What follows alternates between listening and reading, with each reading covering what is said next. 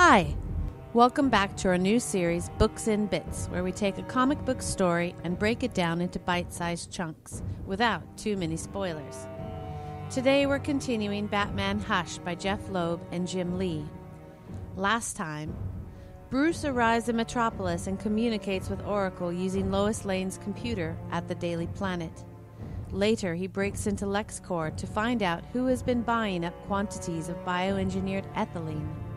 Catwoman, with Batman serving as muscle, confronts Poison Ivy, who tells Catwoman that she too has a champion. A strangely red-eyed Superman lifts the building and upends it into the water before cuddling up to Poison Ivy, warning Batman that he would have to go through him if Batman wanted Poison Ivy. Ivy smiles wickedly and remarks, "You heard the man. My Superman." Chapter 5. Lying in the rubble of Ivy's lair, Catwoman starts to regain consciousness as Poison Ivy orders Superman to kill them both. Superman directs his heat vision towards Batman, who quickly grabs Catwoman to avoid being hit. They jump into the water through a hole conveniently opened up by Superman's aim. Before Catwoman begins to panic too much about being submerged in water, Batman gives her a nifty breathing mouthpiece and presses a button on his belt, activating jet propellers to power them through the water. When she realizes they've escaped, Poison Ivy surveys the consequences of her champion's deadly vision, caressing the remains of her plants. She tells Superman that they are her children, and he killed them.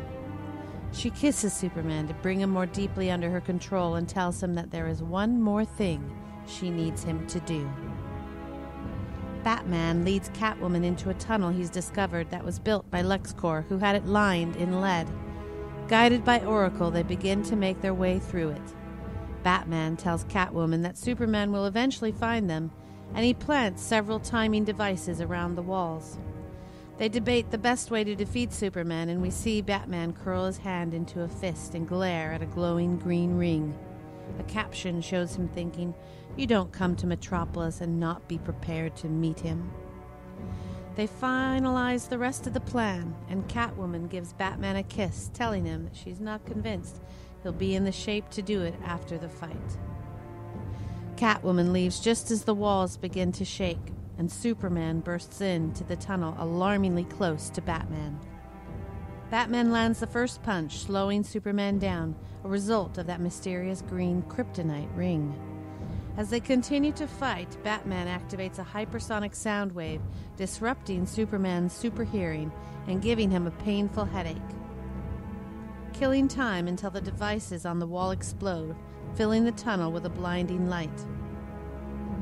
Batman shoots his grapnel while Superman is blinded and swings away just as Superman throws another punch, hitting a power line and giving him quite a shock.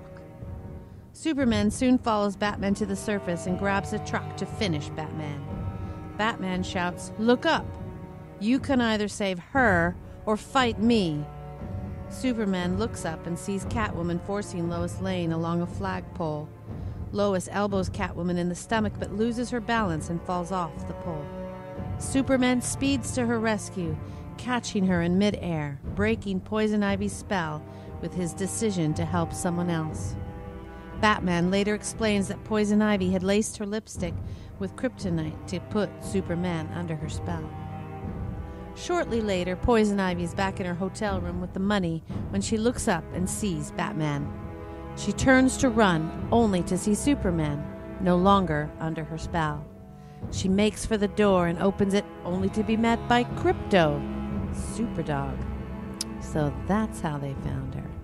She turns back into the room and is met by Catwoman, who punches Ivy's lights out. As the sun sets over Metropolis, Catwoman fends off Crypto while Batman puts all the pieces together with Superman. Superman turns to Batman and says, "Always the detective." Batman replies, "Ever the Boy Scout." Superman then tells Batman he's now sure he gave the kryptonite ring to the right person, and Batman replies, "What are friends for?"